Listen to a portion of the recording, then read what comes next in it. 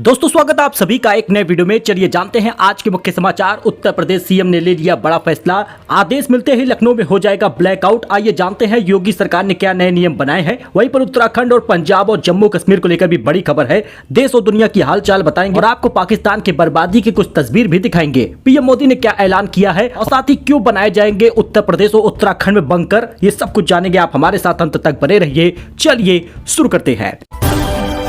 बात करें पहले खबर की तो आदेश मिलते ही लखनऊ में हो जाएगा ब्लैकआउट। पावर हाउस तैयार है, व्हाट्सएप से लोगों को मिलेगी पावर कट की जानकारी। अगर आप उत्तर प्रदेश के लखनऊ या किसी अन्य जिले के हैं तो खबर को जान लीजिए। लखनऊ में बिजली प्रबंधन ने इमरजेंसी स्थिति के लिए ब्लैकआउट की तैयारी कर ली है। बिजली विभाग आदेश मिलते ही 2 मिनट में शहर में ब्लैकआउट कर देगा। इमरजेंसी की स्थिति में 33 केवी पावर हाउस से सीधे उपभोक्ताओं की बिजली आपूर्ति बंद हो जाएगी। आपको बताते चले कि आप भी अपना इन्वर्टर बंद कर दीजिएगा। व्हाट्सएप से दी जाएगी बिजली बंद की सूचना। बड़ी खबर आ चुकी है। बड़ी लाइनें बंद करना आसान नहीं, इसलिए सायरन बजे तो उपभोक्ता खुद बंद कर दें बिजली। पाकिस्तान का पानी रोकने का मुद्दा हम नहीं सुलझाएंगे, लखनऊ पहुंचे वर्ल्ड बैंक प्रेसिडेंट। उन्होंने कहा कि 12 साल में यूपी हर क्षेत्र में बदलाव किया है। ताजमहल पर 1 घंटे की मॉक ड्रिल हुई है। यमुना की तरफ से 2 आतंकी घुसे हैं। आपको बताते चले कि सुरक्षा जवानों ने घेर कर पकड़ा है। वॉच टावर से निगरानी की जा रही है। 2 लोगों को पकड़ा गया है। 1 घंटे मॉक ड्रिल चली है। इस मॉक ड्रिल में ताजमहल के विभिन्न हिस्सों में सिक्योरिटी चेक भी हुआ है। पाकिस्तान से जंग और ताजमहल में मॉक ड्रिल, घुसपैठ नाकाम। काशी के मंदिरों में देशभक्ति गीत गूंजे हैं। गाजियाबाद में कंट्रोल रूम बनाया गया है। जरा विजुअल आप देख लीजिए। जी हां दोस्तों, भारत और पाकिस्तान के बीच चल रहे हालात को देखते हुए इस बीच यूपी में पुलिस सतर्क हो गई है। ताजमहल में सुरक्षा बलों ने मॉक ड्रिल किया है। इस दौरान घुसपैठ की कोशिश को नाकाम किया गया है। वाराणसी के मंदिरों में देशभक्ति गीत गूंजे हैं। 75 जिलों में रात भर पुलिस दौड़ती रही। यूपी के 2 शहर में ड्रोन उड़ाने पर अब रोक लग गई है। लखनऊ में 4 फ्लाइट कैंसिल कर दी गई है। बच्ची ने गुल्लक के पैसे पीएम को भेजे हैं। भारत पाकिस्तान के बीच बढ़ते तनाव के बाद अब यूपी में सुरक्षा बढ़ा दी गई है। झांसी और गाजियाबाद में ड्रोन उड़ाने पर पूरी तरह से रोक लगा दिया गया है। प्रदेश के प्रमुख प्रतिष्ठानों पर सुरक्षा पुख्ता कर दी गई है। इसके अलावा मंदिर, संवेदनशील स्थान, भीड़ भाड़ वाले इलाकों में पेट्रोलिंग तेज कर दिया गया है। मेरठ में खुद एसएसपी सड़क पर उतरे हैं और चेकिंग की है। लखनऊ में बिजली विभाग ने 2 मिनट में शहर में ब्लैकआउट करने की तैयारी शुरू कर दी है। सहारनपुर और सरसावा और गाजियाबाद का हिंडन एयरपोर्ट 15 मई तक बंद रहेगा। मतलब दोस्तों हर तरफ रेड अलर्ट है। प्रयागराज, मेरठ, कानपुर समेत प्रदेश के 75 जिलों में रात भर पुलिस गश्त कर रही है। इस बीच गोरखपुर में 8 साल की एक बच्ची ने अपनी गुल्लक से 25,000 रुपए पीएम राहत कोष में जमा कराए हैं। फ्री राशन वितरण पर आ गई है डेट। 9 मई से राशन मिल रहा है, 25 मई तक मिलेगा। बताया जा रहा है कि अगर ऐसी स्थिति रही तो नागरिकों को सुरक्षा के लिए और उनके भरण पोषण के लिए सरकार राशन में इजाफा कर सकती है। गेहूं चावल के वितरण में इजाफा हो सकता है क्योंकि ये एक आपात स्थिति है। सिचुएशन टाइट है। इस वजह से नागरिकों की सुरक्षा के लिए, उनके भरण पोषण के लिए, उनको एक स्थान पर रहने के लिए सरकार ये योजना ला सकती है, जिसमें योजना को बढ़ाया जा सकता है। वाराणसी में अवैध सुरक्षा घेरा बना है। 5 लेयर सिक्योरिटी रहेगी। मंदिर घाट पर फुल टाइम ड्यूटी होगा। एयरपोर्ट की निगरानी में सीआईएसएफ की टीमें लगी हैं। भारत और पाकिस्तान के बीच तनाव के चलते वाराणसी भी अलर्ट पर है। यूपी में धार्मिक नगरी काशी, मथुरा और अयोध्या में अवैध किला बना दिया गया है। यूपी के प्रमुख शहरों में जल, थल और नभ से निगरानी की जा रही है। ड्रोन से शहर के चप्पे चप्पे पर नजर रखी गई है। हर गतिविधियों को रिकॉर्ड किया जा रहा है। वाराणसी के गंगा घाट मंदिरों में पुलिस टीम की फुल टाइम ड्यूटी लगी है। Cantt railway station, GRP, RPF में चेकिंग भी हो रही है। वाराणसी में हाई अलर्ट है। 3 स्थानों पर लगे हैं वार्निंग सायरन। प्रमुख स्थानों की बढ़ा दी गई है सुरक्षा। कभी भी हो सकता है ब्लैकआउट। वहीं हथियारबंद जवान भी तैनात कर दिए गए हैं। मतलब दोस्तों आज उत्तर प्रदेश या फिर कल या परसों में कभी भी ब्लैकआउट उत्तर प्रदेश में हो सकता है। भारत पाकिस्तान के बीच चल रहे अघोषित वार के बीच प्रधानमंत्री मोदी का संसदीय क्षेत्र वाराणसी हाई अलर्ट पर है। काशी विश्वनाथ मंदिर, गंगा घाट, बीएचयू, पीएमओ समेत अन्य प्रमुख स्थानों पर सुरक्षा बढ़ा दी गई है। यहाँ तक कि मॉक ड्रिल और साथ ही ब्लैकआउट की भी तैयारी कर ली गई है। आपको बताते चले कि आप भी अलर्ट रहें, सावधान रहें और सरकारी और जो सेना के द्वारा दी गई जानकारी है, जो बातें कही जा रही हैं, उसको मानना होगा। इस बीच केदारनाथ हेलीकॉप्टर सेवा पर रोक लगा दी गई है। भारत पाकिस्तान के बीच बढ़ते तनाव के बाद लिया गया फैसला। पर्यटन पर असर पड़ा है। भारत पाकिस्तान के बढ़ते तनाव के बीच केदारनाथ में संचालित हेली सेवा अग्रिम आदेशों तक रोक दी गई है। तो सुरक्षा को लेकर CM Dhami high level meeting कर रहे हैं। बॉर्डर के क्षेत्रों पर कड़े इंतजाम करने का निर्देश है। दवाइयां और राशन की आपूर्ति करने को भी कहा गया है। तो आपात स्थिति में बिल्डिंगों के बेसमेंट बनेंगे बंकर। MDDA उपाध्यक्ष बंशीधर तिवारी ने सूची बनाने को कहा है, सेक्टर वार तैयार होंगे बेसमेंट। दोस्तों, भारत पाकिस्तान के बीच बढ़ रहे तनाव के बाद अब देहरादून में बड़ी बिल्डिंग के बेसमेंट का बंकर के रूप में इस्तेमाल होगा। जी हां, शहरवासियों की सुरक्षा के लिए मसूरी देहरादून विकास प्राधिकरण MDDA ने यह फैसला लिया है। मतलब अब सरकार बंकर किसको बनाएगी? जो बड़े बड़ी बिल्डिंग है, जो बड़े बड़े मार्केट हैं, उसके जो बेसमेंट है उसको बंकर के रूप में इस्तेमाल किया जाएगा। तकरीबन 500 से अधिक बेसमेंट तैयार किए जा रहे हैं, जहां आपात स्थिति में लोगों को रखा जा सके, क्योंकि स्थिति खराब है।